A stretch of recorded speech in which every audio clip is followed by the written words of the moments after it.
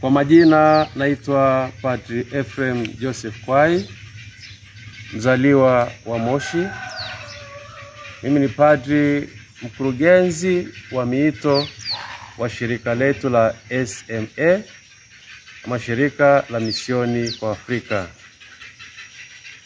Sisi tunafanya kazi nchi mbalimbali, na malezi yetu kwa wale ambao ni wa Tanzania yanaanza pale Bwiru, Mwanza, ambapo tumejenga nyumba nzuri sana karibu na ziwa Victoria.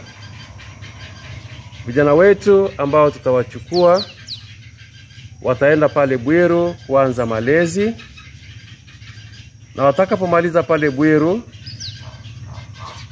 kwa mapenzi ya Mungu, na wakiona bado wanapenda kuendelea kwa mapadri wa misionari, tutawapeleka kule Arusha kwa ajili ya kusoma filosofia.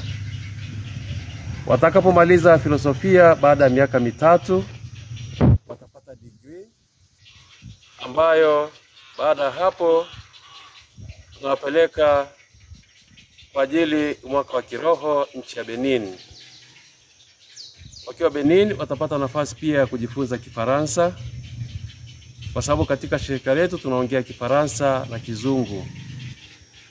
Na baada ya kumaliza mwaka wa kiroho kule Benin, tutawapeleka kwa mwaka wa kichungaji nchi yoyote. Inaweza ikawa Ghana, Nigeria, hapa Tanzania, Kenya, ama hata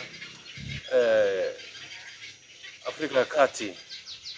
Na baada ya kumaliza mwaka wa kichungaji, tunawapeleka kwa ajili ya mwaka kwanza teolojia, ambayo inaweza ikawa nchi ya Ivory Coast, inaweza ikawa Nigeria, ama Nairobi, Kenya. Na muda huo teolojia tunasoma kwa muda wa miaka 4. Baada ya teolojia watapata ushemasi na baadaye upadrisho. Baada ya upadrisho, shirika litamtuma kijana ama padri mpya mahali popote ambapo atahitajika kwa ajili ya kuanza uchungaji wake kama padri misionari. Kwa hiyo tunawakaribisha vijana wetu ambao wangependa sana kuwa misionari wa shirika la SMA. Na ukitaka maelezo zaidi kuhusu SMA na kujua kuhusu SMA, tafadhali nenda kwenye website yetu, ambapo utapata mahitaji yote ambayo yanahitajika, requirements ambayo yanahitajika kwa ajili ya kuwa misionari. Utajua zaidi kuhusu mapadri, utaona picha mbalimbali za kuonyesha mapadri wanakofanya kazi.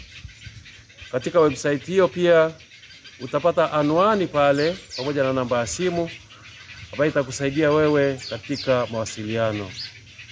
Kwa karibuni sana, tunakaribisha vijana wetu wengi ili waweze kujiunga na shirika letu. Na vile vile tuna shirika la masista wanaitwa Ola Sisters, ambao pia wanafanya kazi pamoja na mapadri wa SMA.